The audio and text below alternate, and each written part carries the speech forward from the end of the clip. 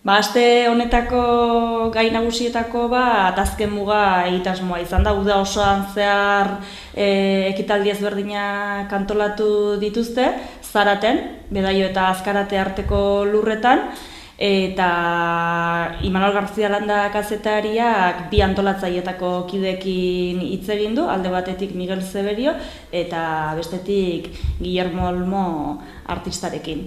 Eta uda osoak eman duen horren gaineko balorazioa egiten digute. Bestetik, ohiko moduan iritzi emaileak etorriko zaizkigu, baita komikia eta bertsoa ere, eta bioaniztasunetik atala datorkigu, Jon Ander Galarragarekin, eta atal berrietan psikopedagogiari egingo diogu txokoa, eta Idoia Paolazak emango dizkigu hainbat gomendio.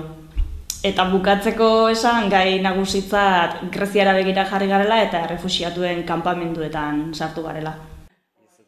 Gure estekariko reportaje landua edo da Greziako errefuxiatu kanpamentuei buruz.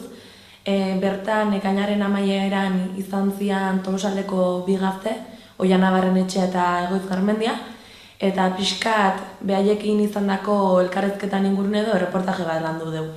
Behaiek azaldu bizkigute, han zertan itxezuten lan, baita ere errefuxiatukin eoteko aukera izan zuten, han igarrotako bi astetan, orduan kontatu dizkigute behaien bizipenak, Siriatik eta beste materialetatik Greziara juteko bidea, Greziara llegatu eta nola dan kanpamentu eta juteko bideoi, nola sentitzen dian etorkizun hobe baten bila abitu eta Europako mugak eta itxita ikustituzten nian.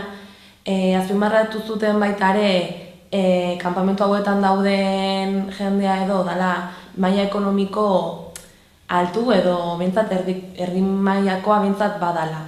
Izan aipatzen zuten behaiek rekurtso edo baliabide gutxi dituzten horiek Sirian eta herrialde horietan gehatzei jala.